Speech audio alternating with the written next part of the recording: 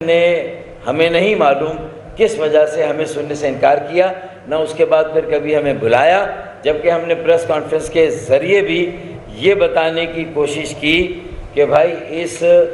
Commission کی ہم کس طرح مدد کرنا چاہتے تھے، اور اس میں ہم نے وہ کون سی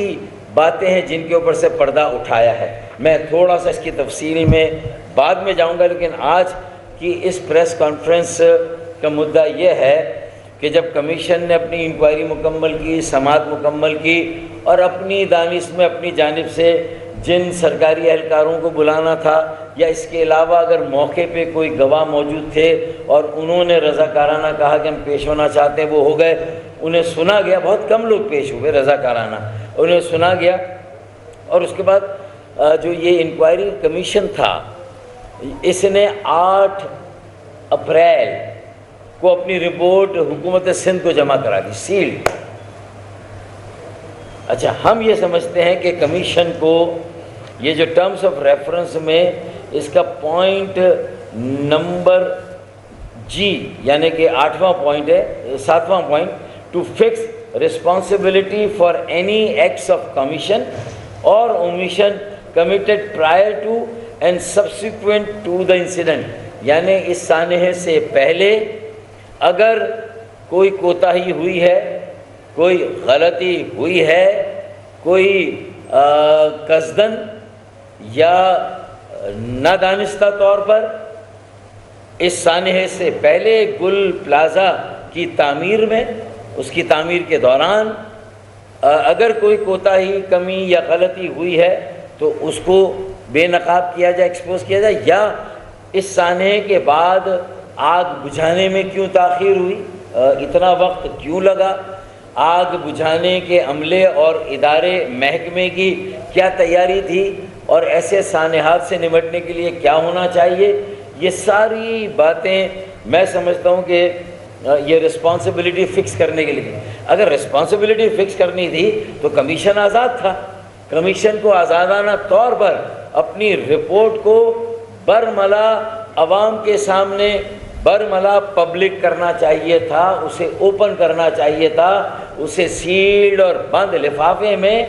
وزیر اعلیٰ یا حکومت سندھ کو نہیں بھیجنا چاہیے تھا۔ کمیشن آزاد ہے، جو یہ انکوائریز ایکٹ ہے حکومت سندھ کا، ٹریبیونل انکوائریز ایکٹ، اس کے تحت بھی آزاد ہے، اور اگر پاکستان کمیشن انکوائریز ایکٹ کے تحت بنتا وفاق کی طرف سے، تب بھی انکوائری کمیشن آزاد ہوتے ہیں، وہ انکوائری کرتے ہیں، رسپانسبلٹی فکس کرتے ہیں۔ اب رسپانسبلٹی آپ نے کیا فکس کی؟ آپ نے اس سیلڈ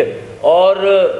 بند لفافے میں کیا رپورٹ جمع کرائی، کس کو ذمہ دار ٹھہرایا، جبکہ یہ سانحہ از خود اس بات کا منہ بولتا ثبوت ہے کہ اس میں سنگین نوعیت کی مجرمانہ اور پیشہ ورانہ غفلت ہوئی ہے، ایک کرمنل مس کنڈکٹ ہوا ہے، پروفیشنل مس کنڈکٹ ہوا ہے۔ آگ بجھانے کے سانحے میں بھی فورنسک جب ہوئی تھی تو اس میں لاشوں کی شناخت کا جو معاملہ تھا، اس میں بھی ہر اسٹیج پر جو ہے وہ سنگین خلاف ورزیاں ہوئی ہیں کسی بھی انتظامی تحقیقات کی، اور پھر اگر یہ جوڈیشل انکوائری قائم ہوئی، عدالتی جو ہے وہ انکوائری اور کمیشن قائم ہوا، تو بدقسمتی کے ساتھ اس نے بھی رسپانسبلٹی فکس کر کے عوام کو آگاہ نہیں کیا، متاثرین کو آگاہ نہیں کیا، جن کے ساتھ ناانصافی ہوئی، ظلم ہوا، جو لٹ گئے، جو تباہ برباد ہو گئے، ان کے جو ہے وہ زخموں پر بھی مرہم نہیں رکھا گیا، ایک بند لفافے میں جو ہے وہ یہ انکوائری کر کے حکومت سندھ کو ارسال کر دی گئی۔ پھر ترہ دیکھیں، حکومت سندھ نے بھی ڈھٹائی، ہٹ دھرمی اس رپورٹ کو کابینہ میں پیش کیا، لیکن وہاں سے بھی پبلک نہیں ہوئی، تو حکومت سندھ نے خود اپنی جو ہیومن رائٹس پالیسی ہے 2023-24 کی، یہ حکومت سندھ کی اپنی پالیسی 2023-24 کی، اس میں جو متعلقہ شکیں ہیں اس کی سنگین خلاف ورزی کی ہے کہ کوئی بھی ایسی معلومات جو بنیادی انسانی حقوق سے تعلق رکھتی ہو، اس کو کسی حال میں متعلقین سے، عوام سے، لوگوں سے اور ان کی عام معلومات سے نہیں چھپایا جا سکتا۔ وہ معلومات چھپائی گئی، سیلڈ لفافے میں تھی، وہیں پر کھولی گئی، پھر وہیں پر بند کر کے وزیر داخلہ جو لنجھار صاحب ہیں ان کے حوالے کر دی گئی کہ اب اس پر آپ عمل درآمد کریں۔ ارے بھائی اس رپورٹ میں ہے کیا آخر؟ کس کو ذمہ دار ٹھہرایا گیا ہے؟ کس کی مجرمانہ غفلت ہے؟ ہم نے کہا تھا کہ بیٹا ہم گل پلازا کی تلوار تمہارے سر پر لٹکی رہے گی، وزیر اعلیٰ سندھ، وزیر داخلہ سندھ اور جتنے متعلقہ وزیر ہیں، میئر کراچی، بلدیہ عظمیٰ کراچی کے جتنے اعلیٰ منتخب اکابرین عہدیداران ہیں یا ان کے نیچے ان وزارتوں اور محکموں اور بلدیات کے جو متعلقہ افسران ہیں، یہ تلوار لٹکی رہے گی۔ یہ اتنی آسانی سے تمہارے سر پر سے یہ تلوار نہیں ہٹے گی، اور تم وہ جو کہتے ہیں نا کہ چوری اور سینہ زوری، مطلب الٹا الزام، نئی نئی تعویلیں دے کے فلور آف دی ہاؤس پہ کھڑے ہو کے وزیر اعلیٰ نے کس طرح گمراہ کیا، یہ بھی کرمنل مس کنڈکٹ ہے، یہ بھی کرمنل جو ہے وہ ڈس انفارمیشن ہے جو دی گئی۔ آئے نا بتائیں، ہم نے تو اس رپورٹ میں یہ تو ہو گئی ہیومن رائٹس پالیسی، اس کے تحت بھی اس رپورٹ کو اس کے اندر جو بنیادی انصاف کے تقاضے ہیں، جو بنیادی حقوق ہیں متاثرین کے، متعلقین کے، عام شہریوں کے، اس کو بری طرح سے حکومت سندھ نے خود پامال کیا ہے۔ یہ رپورٹ کب بنی تھی بھائی؟ 2023 میں، اور 2023 سے 2027 یہ ویلڈ ہے، 4 سال کی رپورٹ بنی تھی، اور یہ پالیسی ہے GSP+۔ جب یورپین یونین نے مانگی تھی تو آپ نے یعنی کوئی چیز اپنی ایما پر نہیں کی گئی، کہیں اپنا پیشن، اپنی نیت اور کوئی اپنی پالیسی اور اسٹریٹجی نظر نہیں آتی۔ ہر بات حالات نے جب مجبور کیا تو کیا، اور جب حالات نے مجبور کیا تو یہ پالیسی بنا دی۔ لو آپ اپنے دام میں صیاد آ گیا، الجھا ہے پاؤں یار کا زلف دراز میں، لو آپ اپنے دام میں صیاد آ گیا، خود پھنس گئے۔ یہ پالیسی بنا دی نہ چاہتے ہوئے، حالات کی مجبوری تھی، اس میں پھنس گئے۔ پھر 2017 میں گزٹ ہوا نا، ہاں،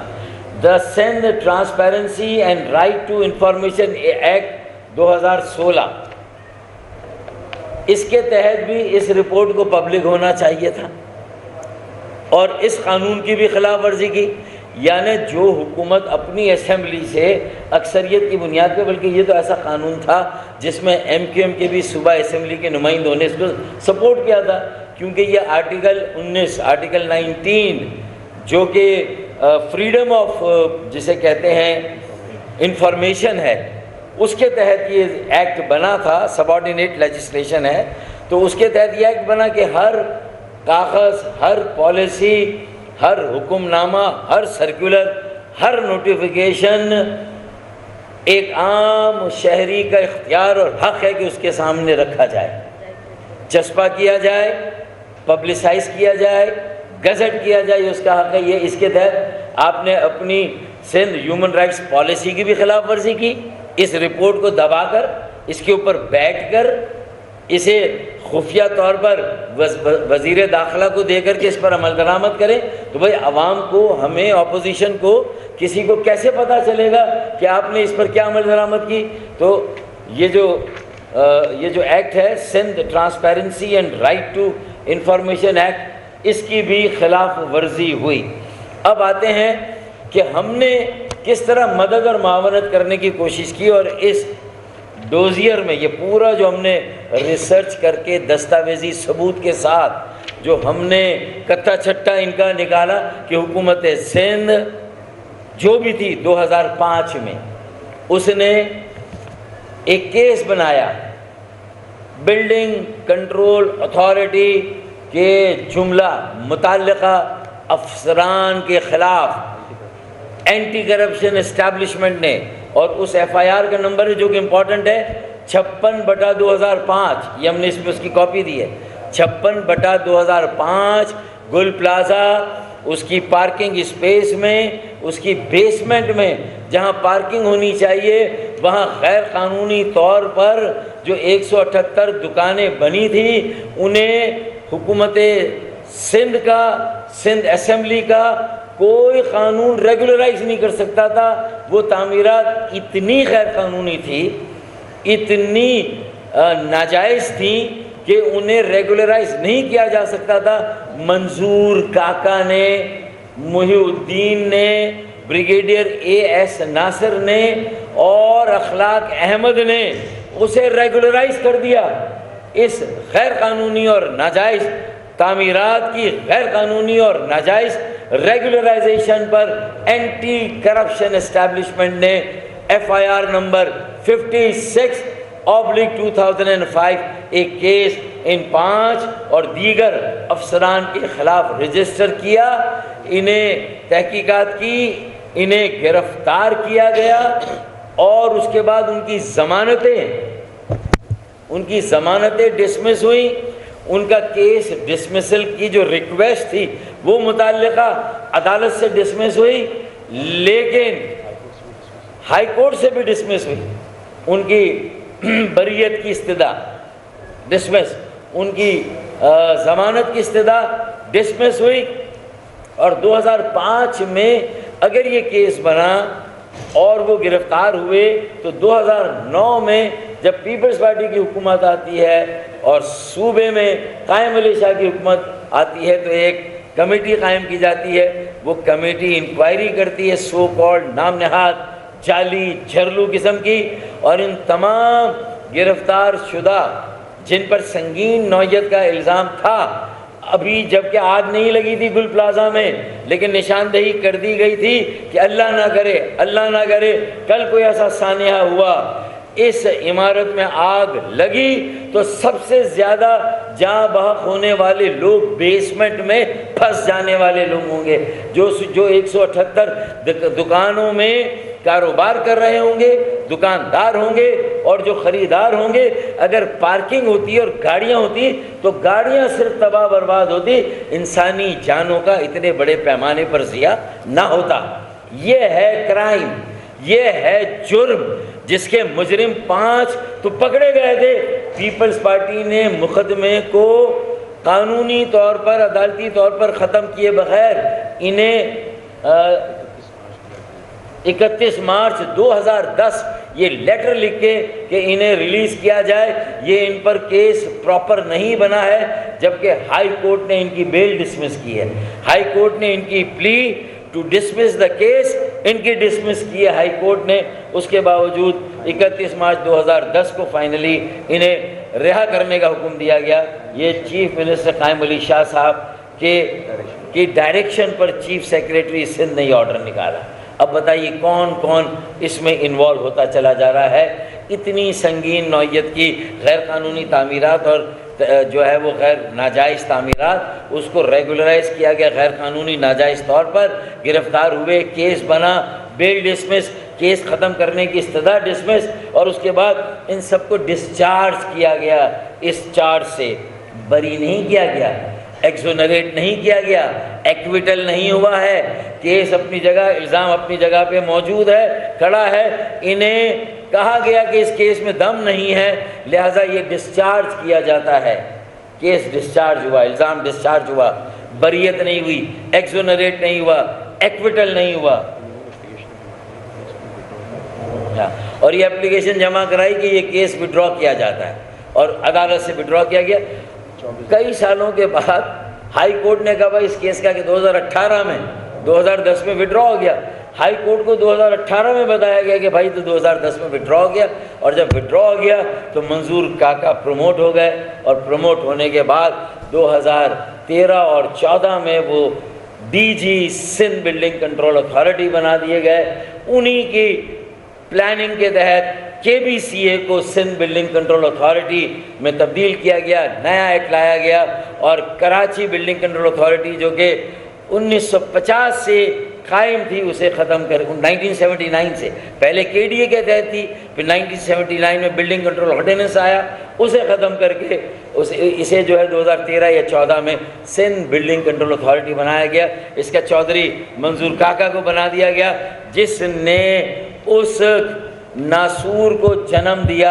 جسے انورٹڈ کاماز میں سسٹم کہتے ہیں، جس پر آ کر کیئر ٹیکر حکومت کے دوران بزنس کمیونٹی سے بات کرتے ہوئے جو ہمارے افواج پاکستان کے جو بڑے ہیں، وہ بھی آئے تھے اور بزنس کمیونٹی سے بات کر کے، تو وہاں بھی بزنس کمیونٹی، چاہے وہ بلڈر تھے، ڈیولپر تھے، تاجر تھے، صنعت کار تھے، انہوں نے کہا کہ یہ سسٹم سے ہماری جان چھڑائے، اور شاید یہ بات ہوئی تھی کہ یہ جان چھڑائی جائے گی۔ سسٹم کمزور ضرور ہوا ہے اس کے بعد، لیکن سسٹم آج بھی کئی شکلوں میں موجود ہے، آج بھی لوٹ مار کا بازار گرم ہے۔ ہم نے پھر یہ پریس کانفرنسوں کا سلسلہ شروع کیا، انشاءاللہ ایک آدھ دن میں ایک اور پریس کانفرنس ہوگی، اور کئی اور باتیں جو آج میں ڈائلیوٹ نہیں کرنا چاہتا اس پریس کانفرنس کی اہمیت کو۔ تو میرا اب یہ کہنا ہے سمپلی کہ حکومت سندھ سے مطالبہ کروں گا، اور جو ہائی کورٹ کے چیف جسٹس ہیں، کیونکہ ان کے جج نے انکوائری کمیشن کے سربراہ کے طور پر یہ انکوائری کی اور یہ رپورٹ حکومت سندھ کو دے دی، یہ کوئی حکومت سندھ کی ان کی اجارہ داری نہیں ہے اس رپورٹ پر، یہ پبلک رپورٹ ہونی چاہیے، یہ عوام میں آنی چاہیے، یہ جو متعلقہ متاثرین ہیں ان کو انصاف ملنا چاہیے۔ تو میرا مطالبہ ہے ایم کیو ایم پاکستان کا کہ یہ کیا ہے، اس پہ بھی آ جاتے ہیں کہ سب سے پہلے تو یہ رپورٹ پبلک ہونی چاہیے، پوری مکمل رپورٹ، تمام حوالوں کے ساتھ، جو بھی حوالے ریفرنسز ہیں، جو ذمہ داری کا تعین کیا ہے انکوائری کمیشن کے متعلقہ سربراہ نے، جج نے، وہ پبلک میں آنی چاہیے، اور لوگوں کے سامنے حقائق آنے چاہیے کہ گل پلازہ سانحہ کیوں ہوا اور اس کے بعد کیا ہوا، حکومت سندھ اور بلدیہ عظمیٰ کراچی نے اپنی ذمہ داریاں پوری کی نہیں کی، وہاں پر وقت پر کون پہنچا، سابق گورنر کامران ٹیسوری پہنچے، اس کے علاوہ سب سے پہلے لیٹر انکوائری کا بھی ایم کیو ایم پاکستان خالد مقبول صدیقی کا گیا تھا اور سابق گورنر کامران ٹیسوری کا گیا تھا، یہ دو لیٹر گئے تو انہوں نے ایف آئی آر کاٹ دی اور پھر اپنا انکوائری کمیشن بنا دیا بچنے کے لیے، چور کی داڑھی میں تنکا۔ اور یہ واضح ہو گیا کہ بھائی اگر آپ اتنے ایماندار تھے، آپ کا کوئی تعلق اور لینا دینا نہیں تھا، ماضی میں آپ کے لگائے ہوئے افسروں نے جو گرفتار ہوئے، جن پر الزام لگا سنگین نوعیت کا، ناجائز اور غیر قانونی تعمیرات کو ناجائز اور غیر قانونی طریقے سے آپ نے ریگولرائز کیا، جو کہ بنتا ہی نہیں تھا، جب آپ پکڑے گئے، الزام لگ گیا، کیس بن گیا، آپ کی ضمانتیں منسوخ ہو گئی، آپ کی استدعا ڈسمسل آف کیس کی، اس کے باوجود بھی آپ کو ڈسچارج کر دیا گیا، کیس وڈرا کر لیا گیا، تو جنہوں نے وڈرا کیا وہ بھی اس جرم میں برابر کے شریک ہے، اس وقت کے چیف سیکریٹری، اس وقت کے چیف منسٹر۔ اور اگر آج کے چیف منسٹر یہ کہتے ہیں کہ گل پلازہ کی اصل ابتدائی فائل ریکارڈ میں دستیاب نہیں ہے اور کمیشن نے اسے آمنا صدقنا اسے مان لیا، تو بھائی یہ فائل الحمدللہ ہمارے پاس موجود ہے، ہمارے پاس یہ فائل ہے، یہ کمیشن دوبارہ بیٹھے اور یہ فائل ہم سے لے۔ اگر ایس پی سی اے کے ڈی جی یہ فائل نہیں دینا چاہتے تھے، انہوں نے اسے چھپایا اور کہا کہ وہ دستیاب نہیں ہے، چوری ہو گئی، جو بھی تھا، تو اس کی ساری فوٹو کاپی، مستند ریکارڈ اور عدالتی کارروائی، عدالت میں بھی یہ سارے کاغذات موجود ہیں جہاں کیس چلا، ہائی کورٹ میں بھی یہ سارے کاغذات موجود ہیں جہاں یہ کیس چلا ہے۔ تو پھر یہ فائل کیسے غائب ہو گئی؟ اگر آپ کے ریکارڈ میں نہیں ہے، عدالت میں جائیں، جہاں اینٹی کرپشن نے یہ کیس بنایا، اینٹی کرپشن میں جائیں، ان کے پاس یہ فائل پڑی ہوئی ہے، بھائی تمہارے پاس نہیں ہے، کیونکہ چور کی داڑھی میں تنکا، چوری اور سینہ زوری۔ تو کہا کہ یہ کون سی تاریخ کو کہا، 17 مارچ کو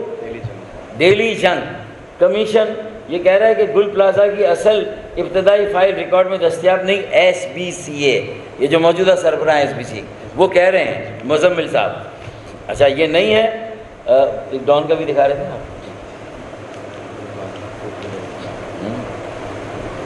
اچھا پھر پتہ نہیں، S B C A tells commission Gul plaza built in violation of approved building plan, file تو نہیں ہے لیکن اتنا اعتراف تو کیا ایس بی سی اے نے کہ ہاں بلڈنگ